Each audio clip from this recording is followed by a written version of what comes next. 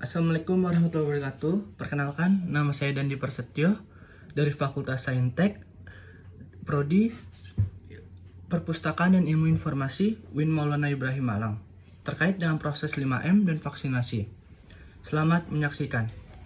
COVID-19 adalah penyakit menular yang diakibatkan oleh sindrom pernapasan akut, yaitu coronavirus atau SARS-CoV-19. Virus ini pertama kali ditemukan di Cina, tepatnya di kota Wuhan pada Desember 2019. Namun, sekarang virus ini telah menyebar ke seluruh dunia dan mengakibatkan pandemik berkepanjangan. Gejala COVID-19 biasanya meliputi demam seperti kepala pusing, kelelahan, kesusahan bernafas atau sesak nafas, atau kehilangan indera penciuman. Dan penyebaran virus corona memang sudah terjadi.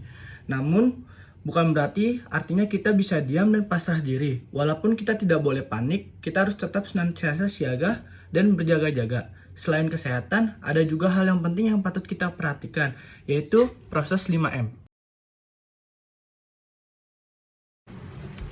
Memakai masker. Apa saja kegunaan memakai masker pada saat pandemik?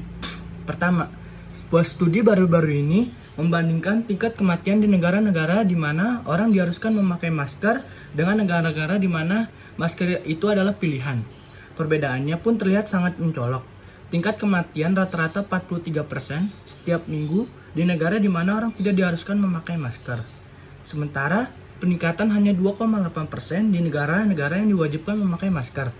Yang kedua, mencegah penularan dari orang yang tanpa gejala. Dibutuhkan rata-rata 5 hari sampai 14 hari bagi orang yang terinfeksi COVID-19 untuk menunjukkan gejala.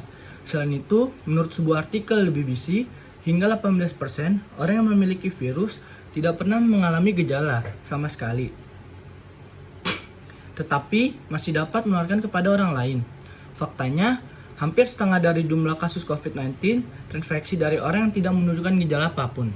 Jika orang tanpa gejala itu mengenakan masker, meskipun mereka merasa baik-baik saja, mereka bisa mencegah penularan ini. Yang ketiga itu, melindungi orang dengan comorbid. Orang-orang yang memiliki comorbid paling risiko mengalami komplikasi yang sangat parah dari virus corona ini. Oleh karena itu, selain mengelola penyakitnya dengan baik, kita sebagai orang-orang tidak memiliki comorbid itu juga wajib memakai masker untuk menjaga mereka, terutama memakai masker di tempat umum yang semua orang aman dari resiko penularan COVID-19. Nah, 5M yang kedua itu ada menjaga jarak. Pentingnya menjaga jarak saat pandemik. Dengan menjaga jarak, kemungkinan kamu menghirup tetesan dan bersentuhan dengan permukaan yang terkontaminasi dan orang yang terinfeksi di luar rumah pun turut berkurang. Menjaga jarak sangat penting bagi orang-orang yang berisiko lebih tinggi terkena penyakit parah akibat COVID-19. Meskipun bertemu dengan teman sendiri dan berkegiatan di dalam rumah, kalau kamu tidak serumah dengannya atau sering pergi keluar, jangan lupa pakai masker saat bertemu ya.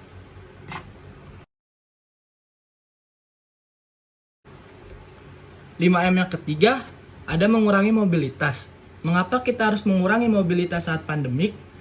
Untuk membantu mencegah penularan penyakit COVID-19, sebaiknya kita hanya beraktivitas di luar rumah untuk melakukan hal yang mendesak dan tidak bisa dilakukan di dalam rumah. Misalnya, kita sudah mengurangi mobilitas dengan mengikuti pembelajaran jarak jauh dari rumah untuk menjaga penularan penyakit di sekolah. Lebih baik lagi, kita juga mengurangi mobilitas ke tempat lainnya yang tidak mendesak. Teman-teman mungkin juga mengetahui banyak orang di luar sana yang melakukan pekerjaannya di luar rumah, sehingga mau tidak mau mereka harus tetap berpergian hampir setiap hari. Nah, bagi orang-orang yang bisa melakukan pekerjaan ataupun hal lainnya di rumah, sebaiknya tetap melakukan beraktivitas di dalam rumah. 5M yang keempat. 5M yang keempat itu adalah mencuci tangan. Mencuci tangan saat pandemik.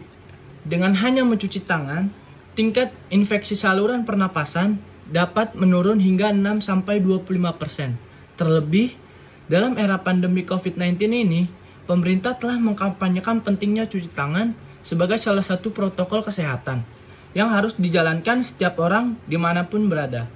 Nanti saya akan perlihatkan video mencuci tangan yang benar.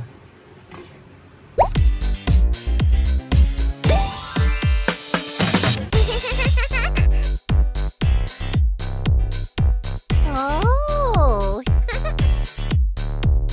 Wow. Huh? Yay. Good.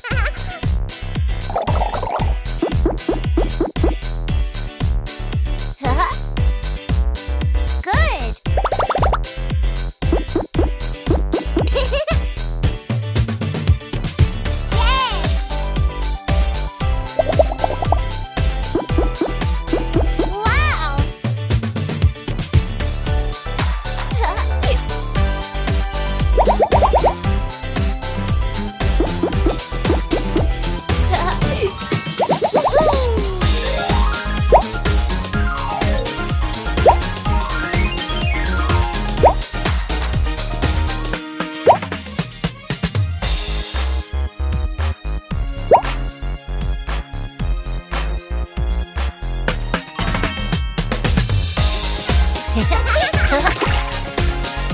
Yay!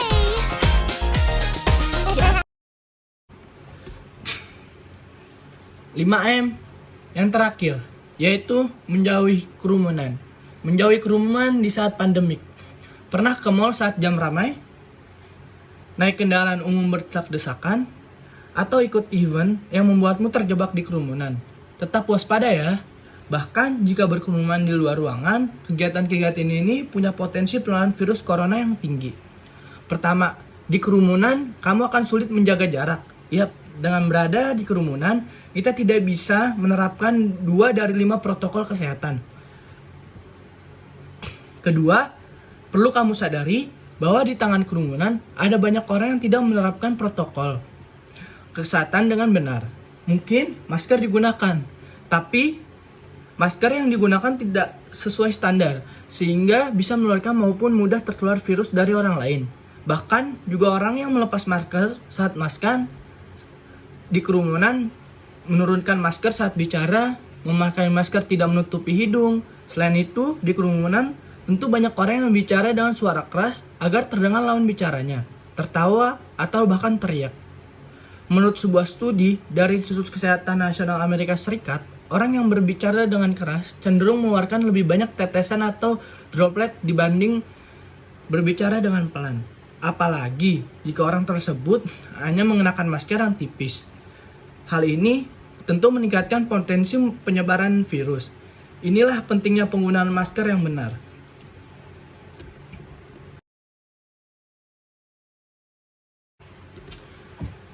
Selain 5M, ada vaksinasi. Alasan mengapa vaksinasi COVID-19 itu sangat penting. Sejak vaksinasi COVID-19 datang di Indonesia, tidak sedikit dari masyarakat Indonesia yang belum setuju akan anjuran pemerintah untuk menjalani vaksinasi COVID-19. Padahal, pemberian vaksin ini sangatlah penting, bukan hanya untuk melindungi masyarakat dari COVID-19, tapi juga untuk memulihkan sosial dan ekonomi negara yang terdampak pada pandemi ini. Vaksinasi atau imunisasi membuat sistem kekebalan tubuh seseorang mampu mengenali dan melawan bakteri atau virus penyebab infeksi. Tujuan yang ingin dicapai dengan pemberian vaksin COVID-19 adalah menurunkan angka kesakitan dan angka kematian akibat virus ini. Meskipun tidak 100%, bisa melindungi seorang dari infeksi virus corona. Vaksin ini dapat memperkecil kemungkinan terjadinya gejala yang berat dan komplikasi akibat COVID-19. Selain itu, vaksinasi COVID-19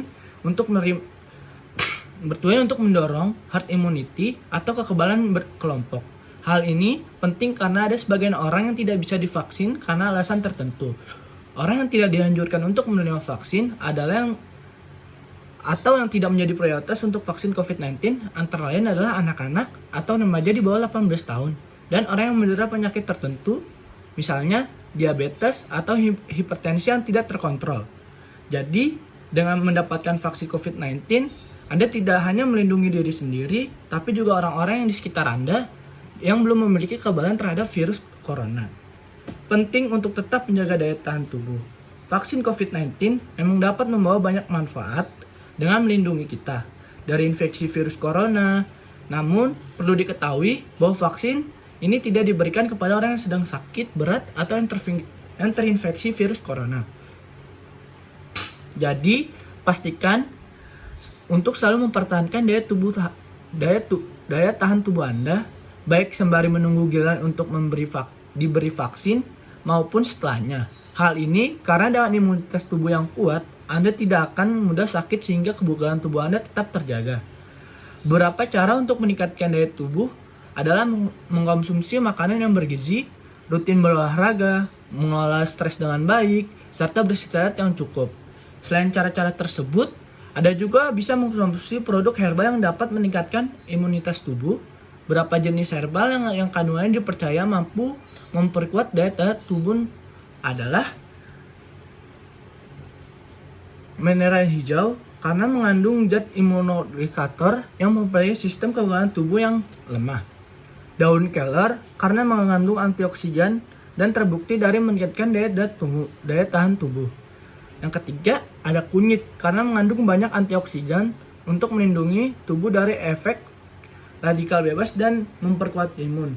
Di samping menjaga daya tubuh, Anda tetap menerapkan protokol kesehatan baik selama menunggu giliran divaksin maupun setelah mendapatkan vaksin. Sebisa mungkin juga hindari berpergian di luar rumah atau berkumpul dengan orang banyak. Vaksin diharapkan bisa menjadi solusi untuk menyudahi pandemi yang telah memakan banyak korban jiwa serta melumpuhkan aktivitas masyarakat, dan partisipasi Anda dalam program vaksinasi ini akan sangat membantu pemulihan kondisi negara ini. Sekian penjelasan 5M dan vaksinasi dari saya. Wassalamualaikum warahmatullahi wabarakatuh.